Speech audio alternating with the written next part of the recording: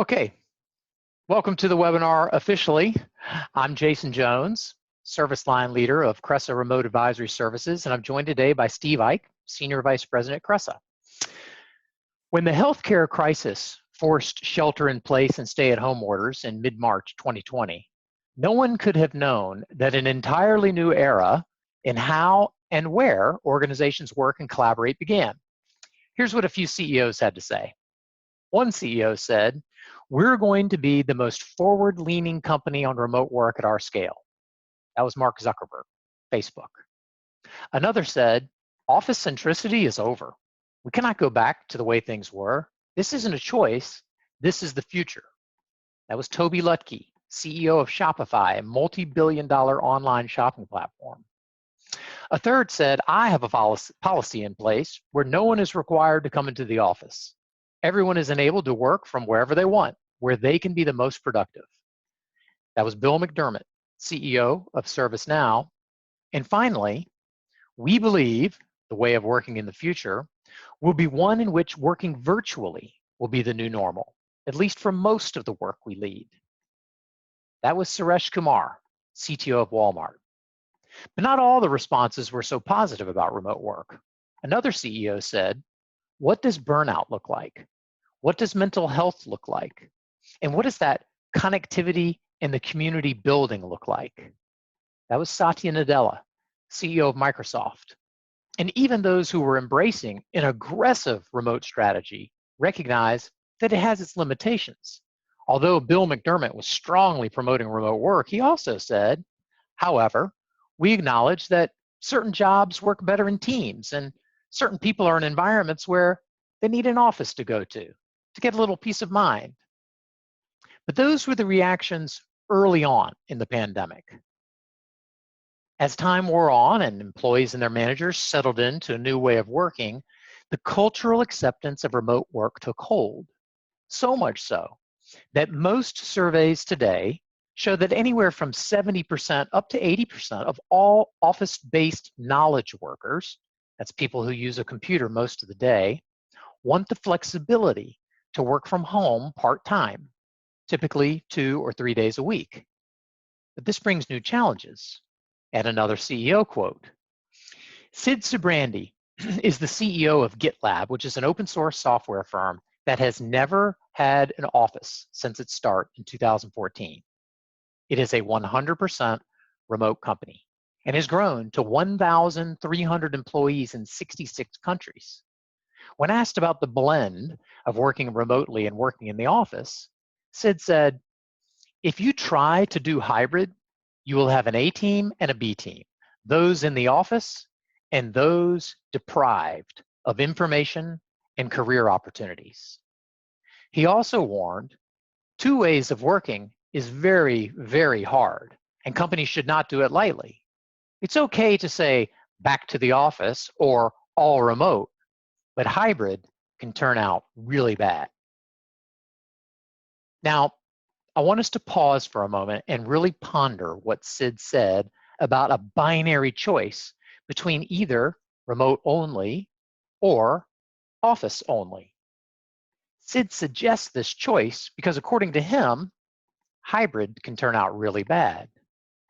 But we have to remember, the new reality is that 70% of the workforce wants a part-time combination of working from home and the office. And the remaining 30% are split evenly between wanting full-time remote and full-time office, which means if you only offer one or the other, you will limit yourself to attracting only 15% of the workforce. 85% of the workforce will be looking elsewhere. This is why I believe that organizations are going to figure out the hybrid approach, offering some combination of working in an office and working from home, whether full-time or part-time. But what's the right blend for your organization? What are the criteria for a successful strategy to make sure you're not missing anything? And how do you ensure that you're headed down the right path? To answer these questions, you need a plan. You need a plan to blend remote and office. Because right now, everyone has some degree of a remote plan. But for many, it's a short-term response to the health crisis that does not involve blending remote with the office. And that's the rub. That's the challenge. But it's also an opportunity.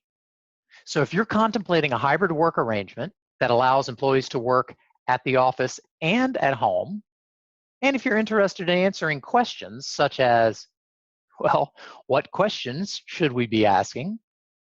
Is there a framework to evaluate a hybrid workforce strategy? And what is the roadmap to navigate to the right blend of remote and office? Then this webinar is for you. As I mentioned, I'm Jason Jones. I'm joined today by my colleague, Steve Ike.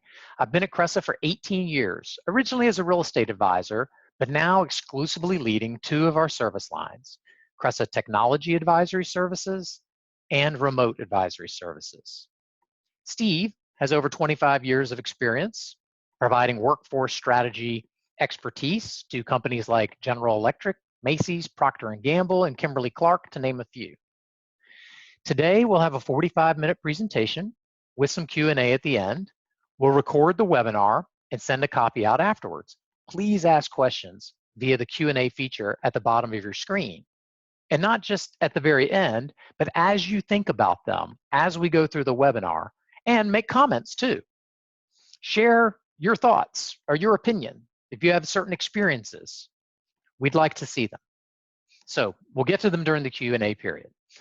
Today, we'll address context for where we are in the COVID-19 experience from a work perspective, the benefits and challenges of a hybrid workforce strategy, its key elements, and a roadmap to build a sustainable workforce strategy. So we start with context for where we are in the timeline of COVID-19 as it relates to workforce strategy. There are three phases in this experience. The first was the immediate phase. People were forced to vacate their offices and work from home. Everyone did whatever was necessary just to keep business running. Phase two is the endure phase. We've been enduring, leveraging technology, modifying workflows, and working to maintain culture. And all things considered, it's gone pretty well. Phase three will be the sustain and compete phase. This is the post-COVID phase. Organizations will work to sustain a new way of working that leverages what they've learned about remote work while recapturing all of the benefits of a shared central office, which actually should make them more competitive than they were pre-COVID, if they can get the hybrid blend right. But to get from phase two to phase three, we have to go through a transition. And that is where we are right now. Or should I say, that's where we should be right now.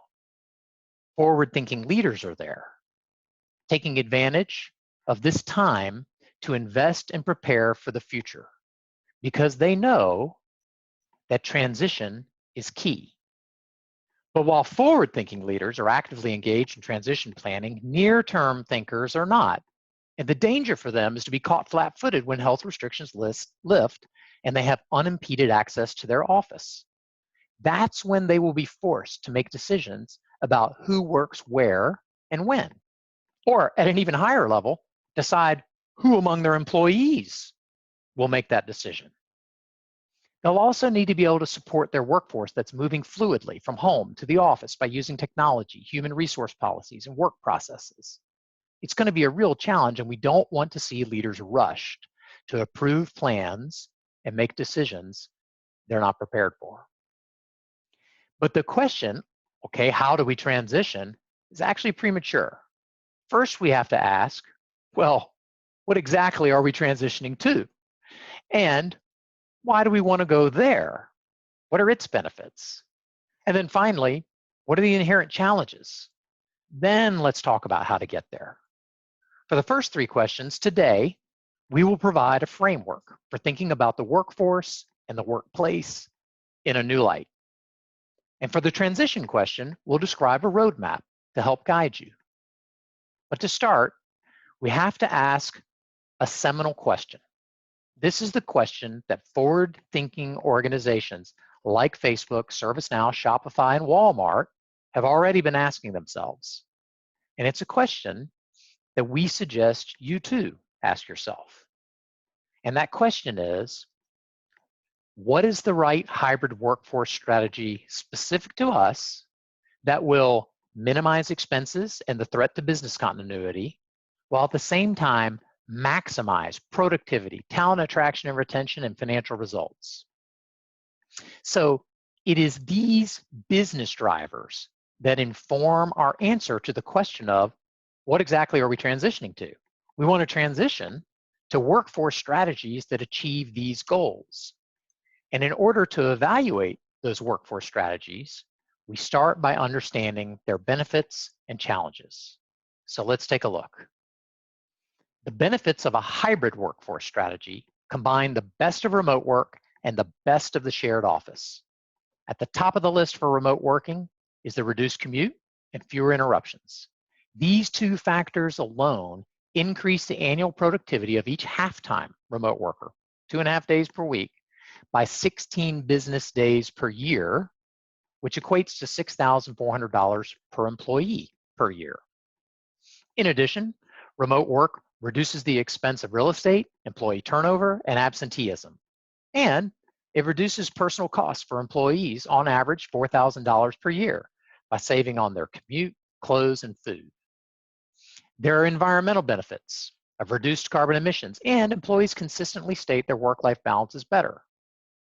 Now, on the other hand, the benefits of the office are time-proven, but have also really crystallized during the pandemic.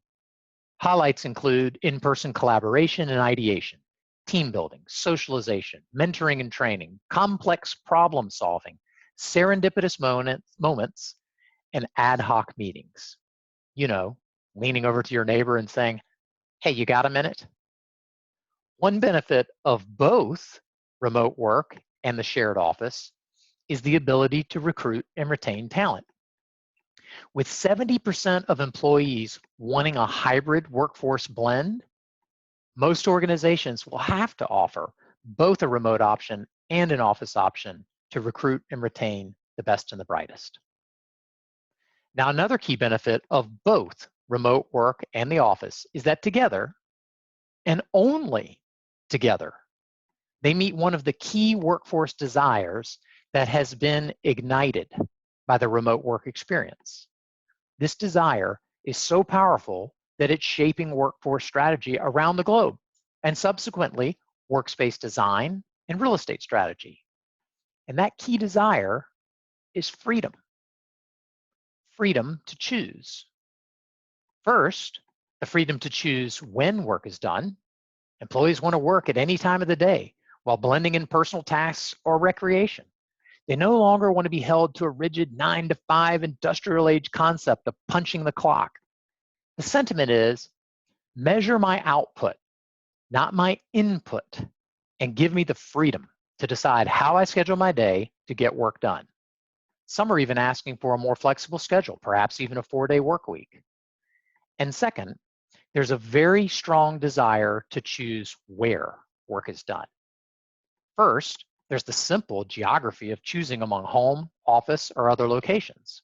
But also, employees want to choose among different environments inside of the shared office that are built for specific purposes. Examples include areas designed for focus work, other areas for teamwork, and others for socialization, training, coffee bars, video conferencing rooms, etc. Employees want options and variety, and ultimately that freedom to choose which location they determine is best to accomplish their work. And satisfying this desire for freedom brings many benefits, the first of which is employee satisfaction. And greater employee satisfaction leads to greater engagement. Greater engagement leads to lower turnover and a whole host of ensuing benefits. Less absenteeism, better customer engagement, which we know leads to lower customer churn, which in turn yields a higher customer lifetime value, which means higher profits. Now you may be wondering, what is the asterisk for? These are the things that are quantifiable. You can measure them. And if they go up, then your hybrid workforce strategy is working. But if they go down, then you may be suffering from some of the special challenges that a hybrid workforce brings. And individually, the challenges of remote work and the shared office have been experienced by us all. But what has not yet been experienced on a broad scale is the challenges associated with the hybrid workforce model that blends remote with office.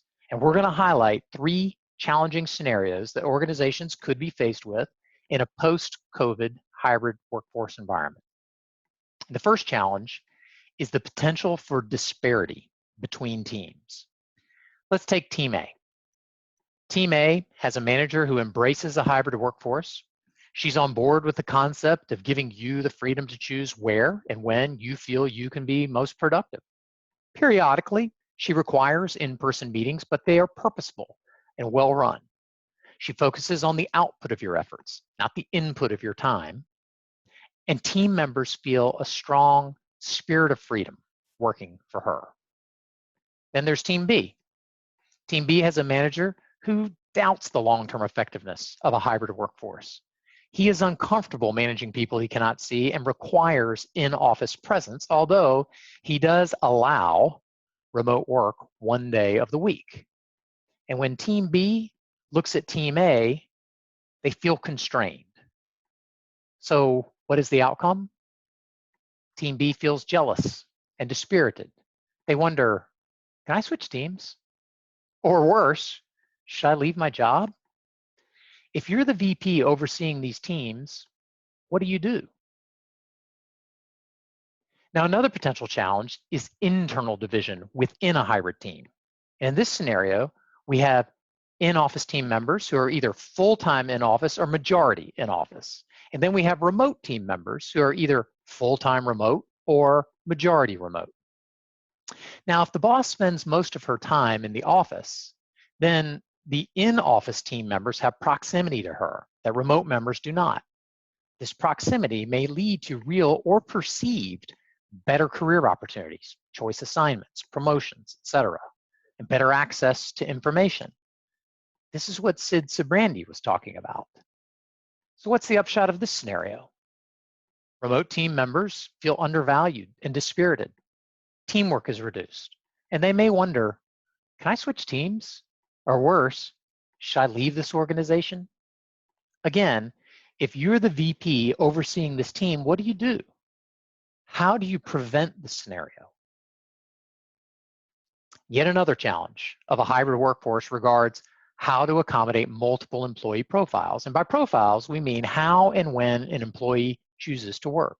For example, profile number 1 are employees who choose to work 3 days in the office and 2 days at home, or perhaps 2 days in the office and 3 days at home.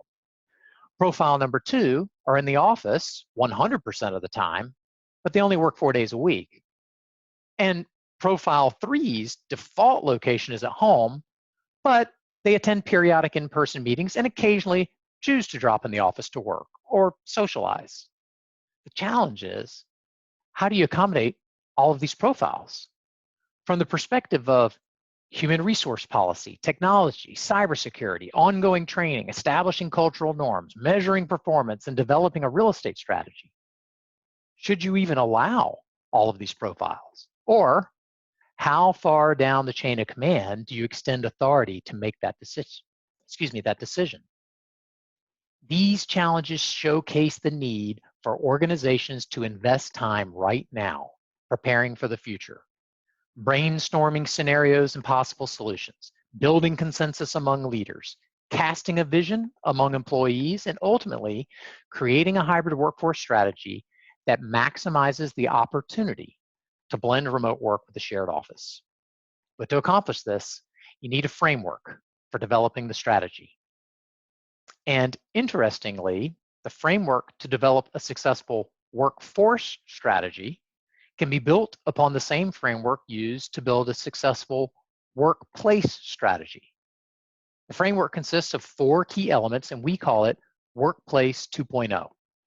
This is the first of 2 key frameworks to help you evaluate your hybrid workforce strategy. The first element is talent. A workplace is created to attract and retain the best and the brightest. A workplace should also foster an organization's culture and leverage technology to drive productivity. And finally, there's the physical space itself. Before the pandemic, it was only the shared central office that was utilized for employee engagement, productivity, and satisfaction. Well, what's exciting and new is the concept of space being not only about the design and location of a shared office, but also offering the freedom to choose the best location, which drives employee engagement, productivity, and satisfaction. Workplace 2.0 will be different for each organization, each department, even each team and individual. There's no one right answer. But the good news is that you can use the key elements of the Workplace 2.0 paradigm to navigate to the right hybrid workforce strategy for your organization. So let's take them one at a time and talk about some tips and best practices. The first is talent. You have to determine which job roles are appropriate for remote work, but also which job functions might be converted to virtual processes and virtual collaboration. Next, you have to determine who has the personal aptitude for remote work. Not everyone who's in a job suitable for remote work is also a good fit for remote work. Personal assessments can help, especially when coupled with training. And that leads to training for managers and employees. Many managers have little experience leading a remote workforce. They're gaining that experience now, but they could use training to better manage someone that they can't see.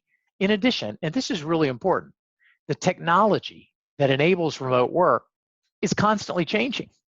And many employees simply don't know how to use the full suite of the technology that they already have. Finally, eligibility requirements set expectations and provide structure. Companies can use key performance indicators and performance evaluations to establish and maintain eligibility.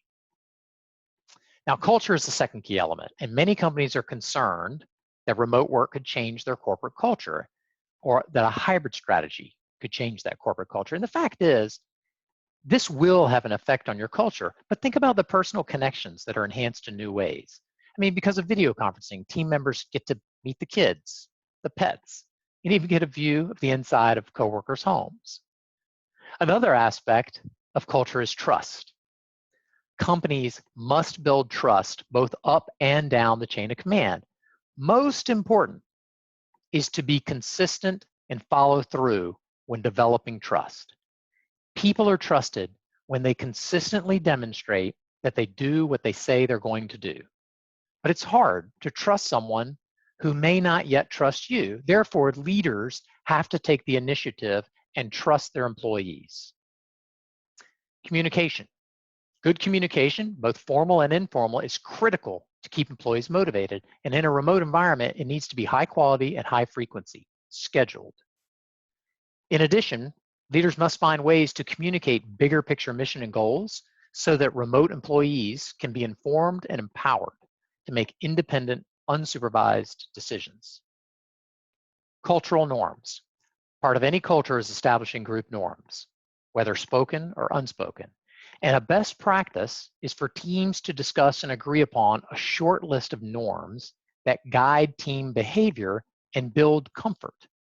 Examples include possibly setting certain days of the week as no meeting days, or no camera days, or no email after a certain hour at night. Set a default time frame for meetings that is short, 15 minutes. Let that be your cultural norm. Commit to not using the chat feature during video meetings to avoid distractions, and commit to turning on everyone's individual camera during a meeting if a remote team member is also on video, so that they don't feel marginalized from all the people who are there meeting together in person. And that speaks to value and job security. Because they're out of sight, remote employees need to feel like valuable members of the team who are secure in their jobs, not at a disadvantage with coworkers who may spend more time at the office. And finally, there's socialization. Efforts to maintain relational bonds are even more important when working remotely.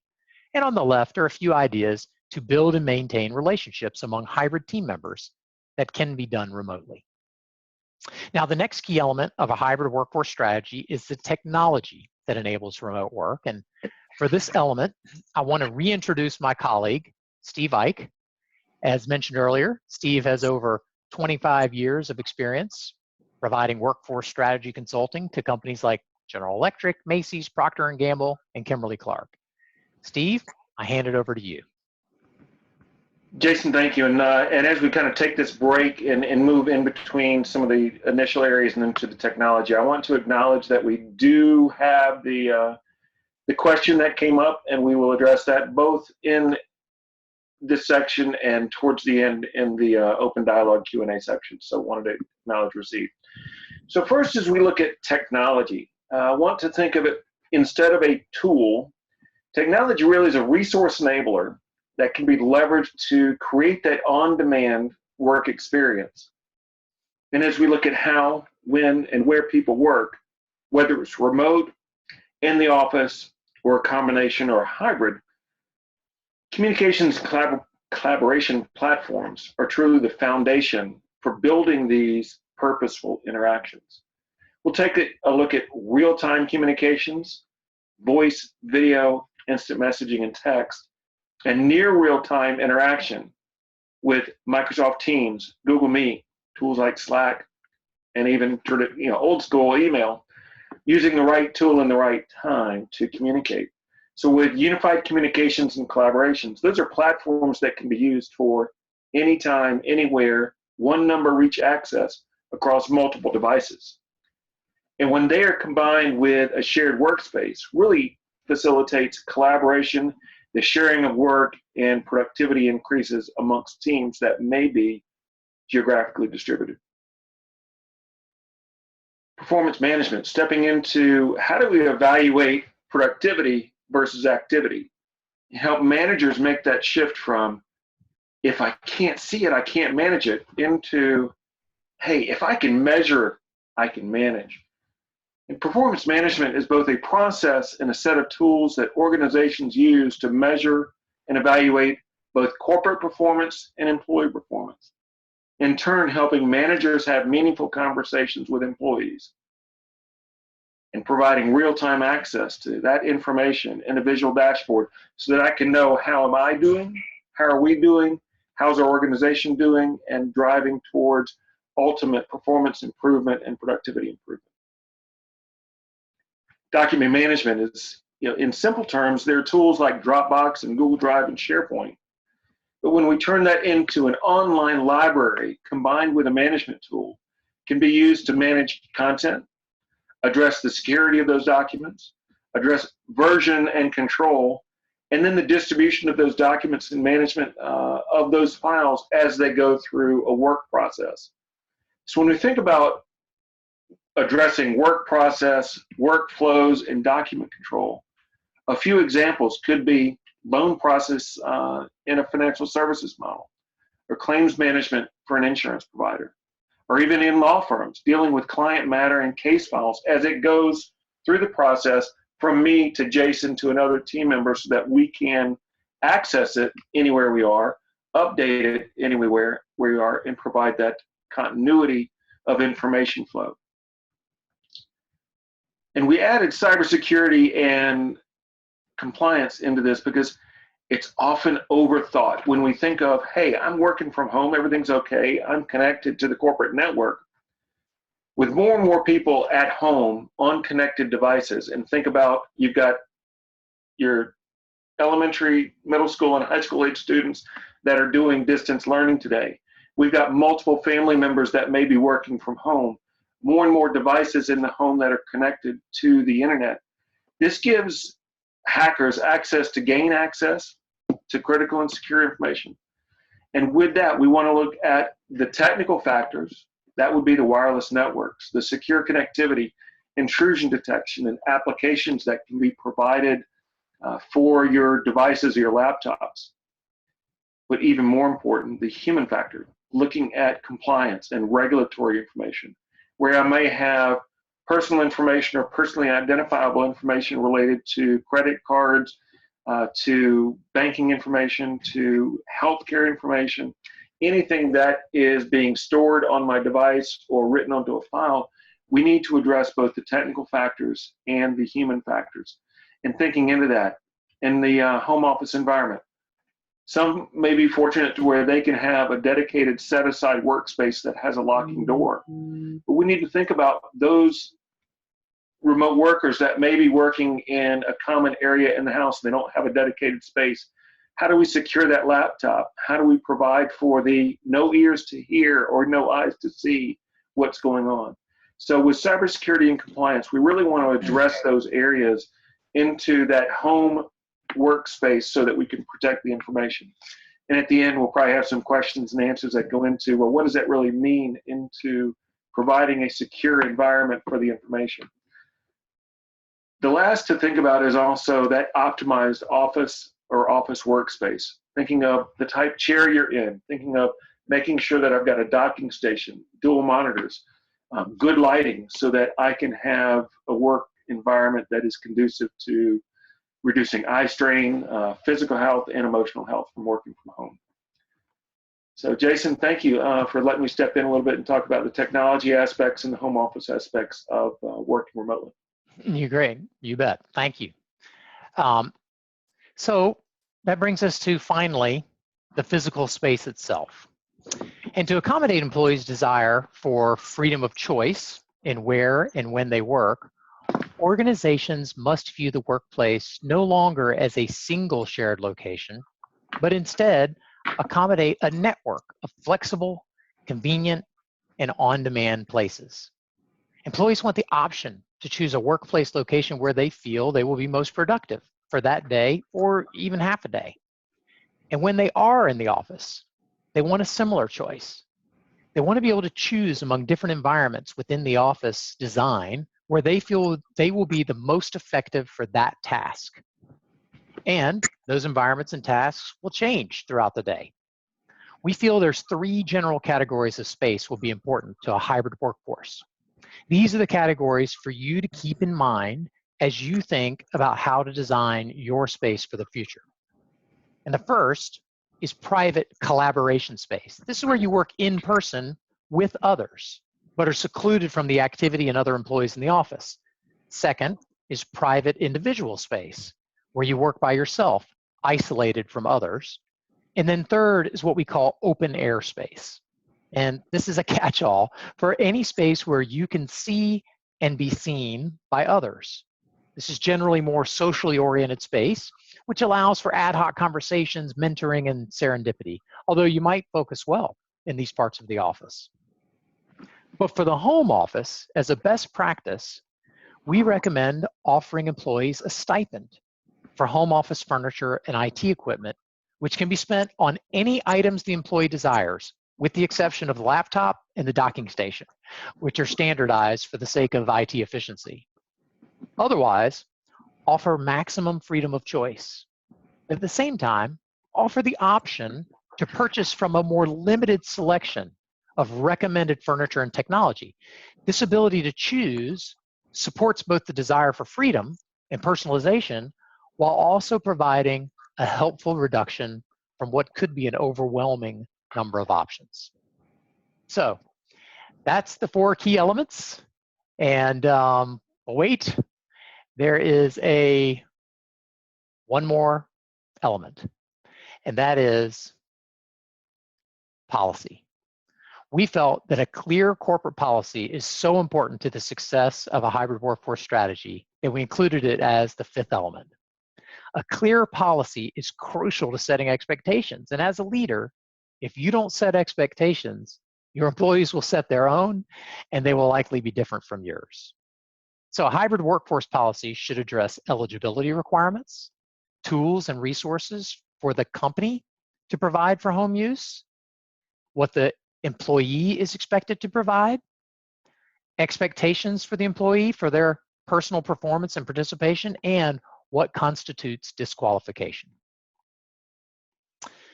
So we have discussed the key elements and some guidance on how to employ them, but we also feel it's important to show that many of these subjective elements are actually quantifiable. This is a real example of a company we work with that had 500 employees and was interested in moving a portion remote. They ended up moving 50 employees to full-time and 60 to part-time remote work, 2 days a week on average. Now, real estate costs were reduced by $337,000 per year. Productivity increased 20%, which produced labor savings of $500,000 per year since they didn't need to hire as many employees. Employee turnover was reduced by 50%, which avoided hiring and training costs of $26,400 per year. And they reduced employee absenteeism by 40%, which saved $72,000 per year. In addition, employee personal savings were estimated to be $4,000 per year due to reduced commute, parking, food, and clothing costs. So now that you've learned the key elements of the Workplace 2.0 paradigm, you may be asking, okay, but what's the process for getting there? Where is the best place to start as you begin this journey and really think about it holistically? And so we want to introduce you to a second key framework for developing a hybrid workforce strategy. And we believe all successful organizations start with leadership and culture. They are the umbrella which overhangs all success. That means those of you on the call who are leaders play a role, and you need to initiate this process. Then, the fundamental business goals of operational productivity, recruiting and retaining talent, and maximizing financial results should inform all decisions and drive behavior. But to achieve these business goals, you must follow a sequential path, starting with workforce strategy, followed by workplace strategy and design, and then real estate strategy. So here it is again. Step 1 drives step 2, which leads naturally to step 3. See, when workforce strategy is addressed first, it gives you the freedom to design your workplace with the confidence that you're basing the design and the real estate strategy on meaningful information. But also that your real estate strategy won't have to adapt to an ever-changing workforce strategy sometime down the road.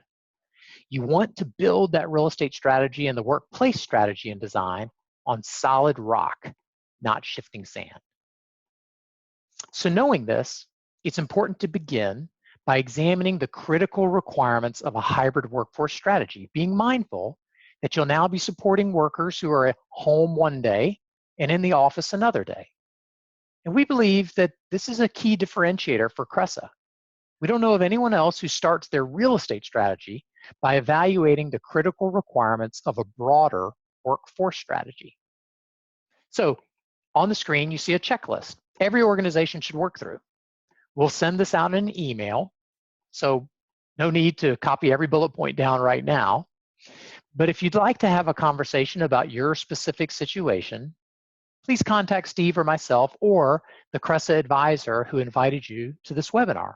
We enjoy those open conversations and sharing what we see other organizations doing. So the final question, the one from the very beginning of the webinar, is how do we transition? How should we evaluate all of those critical requirements to develop a successful and sustainable hybrid workforce strategy? Cresa has developed a roadmap. It consists of 5 steps to methodically walk you through the process. And it begins with awareness. Learn the best practices. Understand the benefits and the challenges. Become aware of the process. You're doing that today. The next 3 steps, Cresa has combined into a workshop that's built on 3 phases. Phase 1 is discovery, and that begins with a kickoff meeting where you build your team and establish goals. And then we conduct surveys and interviews to evaluate your organization in light of the critical requirements. Phase 2 is analysis. Here we identify any gaps, capability gaps we found during discovery, and determine the solutions to meet your goals. Phase 3 is delivery of an executive summary with recommendations to fill capability gaps, application of best practices to your specific situation, and advice on your remote work policy. The workshop takes 4 to 6 weeks, and One of its major benefits is it provides a structured, methodical process for leadership teams to have conversations about their future workforce strategy and build consensus about the path forward. That enables clear and consistent communication to employees, and you now have the freedom to move forward in confidence that you're building your workplace design and your real estate strategy on solid rock, not shifting sand.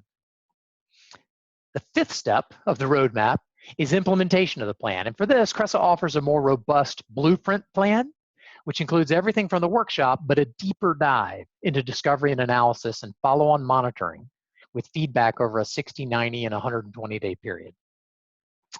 So with that, let me offer a summary. The desire for freedom is changing where and when we work.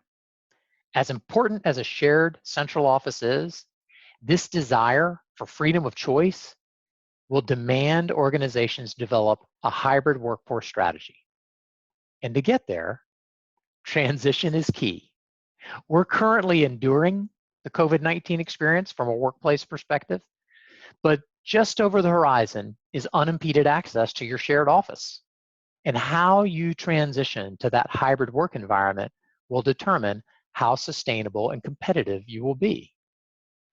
And then finally, be sequential to be successful.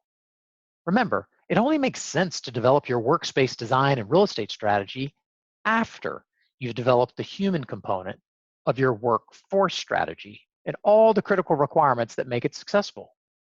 Give yourself meaningful information to inform your decision making and build your strategies, as I've said, on solid rock, not shifting sand. Now, there's one last thought that we want to leave you with. I was in the Navy for 8 years, flying jets off aircraft carriers. So I know that the Navy is an organization that runs on planning, training, and leadership, especially leadership. Similarly, implementing corporate programs, especially those that involve significant change, requires the same 3 elements because both the Navy and the private sector are organizations made up of people working together for common goals. It is critical that you understand people will mimic the behavior of their leaders, especially if they sense that failing to do so puts them at a disadvantage for career opportunities and access to information. Therefore, leaders must model the behavior they want to see from their employees. We're experiencing a time of dramatic change, and that change requires leadership to find the right hybrid workforce strategy that supports your people and makes you more competitive. So be thoughtful in your planning, train your people, and take the initiative to lead them well. Thank you for listening. Now, it looks like we have just about 15 minutes, a hair under, for some Q&A. And I'd like to open this up to any comments or questions that you have out there. We did have a few questions come in and a few comments as we went through the presentation, the webinar. So what I wanted to do, hold on, let me get Steve back up on the screen. Okay, Steve, one of the questions that I wanted to let you tackle is, what is an example of a company that was struggling with training its managers, and how can they be helped? Great question. When you take a look at managers and what they need to focus on for a productive remote workforce or a hybrid remote workforce, is really building trust, empowering employees, and managing productivity. And that comes back to what Jason said about expectations, communications, and evaluation.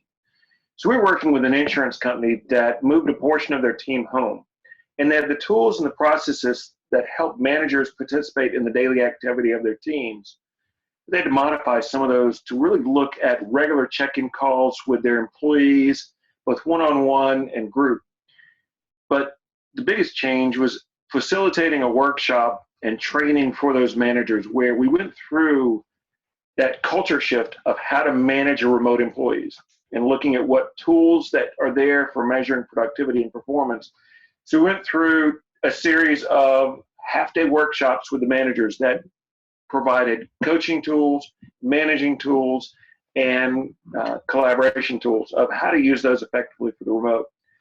But then we added a second set onto that, where we met back with them quarterly to bring the managers together to talk about what's working well, what's not working well, and really solicit feedback from them of how do we improve this, what have you done that worked, what didn't work, and then coming up with ideas, and then rolling that back up to the senior leadership team to build some new policies, new practices, and new ways of working in that remote environment. So it was primarily those workshops and collaboration sessions.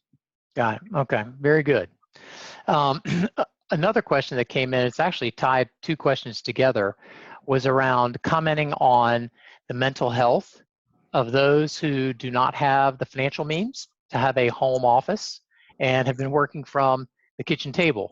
Or, and I'll add to the question because I know the spirit of this, which is, maybe a cardboard, a game table, a fold-up chair, or it's just uncomfortable. It's not good for your health. And, some folks are very fortunate in that they have a home office, but many employees do not. They're $16 to $20 per hour employees, above minimum wage, but not really enough to afford what others can. So the question is, was initially around how do you address the mental health, but also I think a clear question is how do you help them with this home situation and with that help? So Steve, I'll let you take a crack at it, and then I have some ideas to share as well. Okay, great, and thank you, Jason. So when we take a look at the stress that can be created from working from home and either not having the means with space or not having the means financially to set up that office, and what we see many folks doing is providing a one-time stipend up front to help supplement the purchase of a desk so that you're not working on your dresser, you're not working on the kitchen table, you're not working on the your lunch bar where you're working. So the one-time allowance for that, and then some other allowances for the services to increase your bandwidth. But it folds into how do you help the individual with the setup of that home office and giving them ideas around, we're seeing more and more small footprint desks so that you can have in a 20 by 30 desk that is set up to be productive, and putting that into a space, whether it's even in the common area or a sitting area in the apartment. I was talking to someone yesterday in New York where there were two people in a 1,300 square foot apartment that both were forced to work from home, and they set up the area to where they removed themselves somewhat physically so they weren't bumping into each other. And they set up, and it was as simple as Office Depot or IKEA had a small office desk that they could set up, and they created that and set that aside as, when I'm working, I'm at this desk. When I get up from work, I leave that. That's interesting. So that's a cultural norm that you're talking about, and which we addressed earlier in the webinar, which is so important for this hybrid workforce experience. So they set up a cultural norm inside their home among roommates. But I think another interesting thing is around the mental health, the fatigue that comes with this, and also some people just are not wired to be working by themselves. What we recommend is there are personal assessments that can be given that will help a manager understand how to better manage a remote employee and help a remote employee better understand how to work remotely. So that's one tool that organizations can use, these psychological evaluations and tests, coupled with, and I think this is a very important follow-on piece, it's got to be more than just giving a test. There has to be a follow-on training and follow-up and management of that employee and what they're dealing with in their environment. Right. And you mentioned having those daily check-ins or weekly check-ins so that you can really see, how are you doing? That's another critical piece. I think that's a really good point, Steve. And this harkens back to leadership. How do you help someone who, other than providing a stipend so they can improve their home office situation? That's very tactical. But more strategic would be leaders need to take initiative for setting up consistent check-ins, consistent communication, consistent feedback for the employee on how they're doing, all to improve their well-being, their sense of teamwork, their sense of being valued. These are the kind of things that are soft skills that are so important and go beyond the I need a better desk, I need a better situation, which are critical and important. But it's got to be coupled with those soft skills Right. of leadership and personal evaluations. Yeah. And Jason, let me add to that. When we're looking at kind of the two things and two factors with that remote office, you've got the individual side of things and you've got the technology. Some good advice for helping that employee deal with the stress of working remotely or not being part of a team every day. A couple points just to bring out, and it'll take less than a minute and a half to look at. But starting your day as you would when you're in the office. Get a morning routine that's set up. Getting up and dressing for work. Keeping that dedicated workspace that's separate from your home space, and it can be in a common area. But just saying, have that desk in the common space, and that's the only thing you're doing there is office work or homework. The second is starting with that daily to-do list so that you can track your progress and see how you're doing. Big thing, get away and take breaks and lunch. When COVID lifts, get out of that remote office and go grab coffee with a friend, go grab lunch with a friend to get away from the office. And then finding out when you're working remotely, I'm better real early in the morning and later in the evening. That middle afternoon after lunch, sometimes I have to move from key tasks into less critical tasks to work on because I know my productivity goes down right after lunch. And the other, and Jason, I think we mentioned it earlier, but setting those boundaries for the people that are in the home with you. Yes. So that you can really do that and then set an end time to your workday. Know that I'm going to put it down at 5:30. Yep. If that's your end of your workday. So we've got two more questions, 3 minutes, and one of which is very simple. A question came in around providing, and my Q&A feature just went, oh, there it is. Would you be able to provide the slideshow presentation to share with our executive team? Short answer is yes. We always send out a truncated version. However, we also offer an opportunity to have a conversation. And we do this all the time. We're forever talking to, which is what we want to do. This is our job, with organizations and share experiences, share what we are seeing other organizations do. So in addition to receiving that, if you registered and there's an email address, you will receive a truncated version of the webinar and a recording of the webinar. The webinar slides is truncated, but we'd love to have a conversation with you. So that's one. Another is, and this is good. So how do you deal with different profiles? And that was one of the challenges of the of a hybrid workforce strategy. And this was around, some people are working 3 days at home, 2 days in the office, 2 days at home, 3 days in the office. Some are 100% in the office, et cetera. And this is the leadership challenge of 2021 and beyond, in our opinion. And it takes, the way to deal with it is going to be different for every organization, every team, every manager. This is about leadership. So our advice to you is go through a process, take advantage of this time that you have to really invest in planning and thinking about these different scenarios, brainstorming, so that you can build consensus as a team around what your answer is going to be. What are you going to be communicating to your employees as they come into this new world of maybe going back and forth on a daily basis, weekly basis? It's whatever you decide is best for your team. But we strongly urge you to go through some sort of process and build consensus among your leadership. So there you have it. That's our webinar. And look for our email. We do have a short 5-question survey that we ask you help us to always get better. And thank you so much for joining us. We hope to talk to you soon. Bye-bye.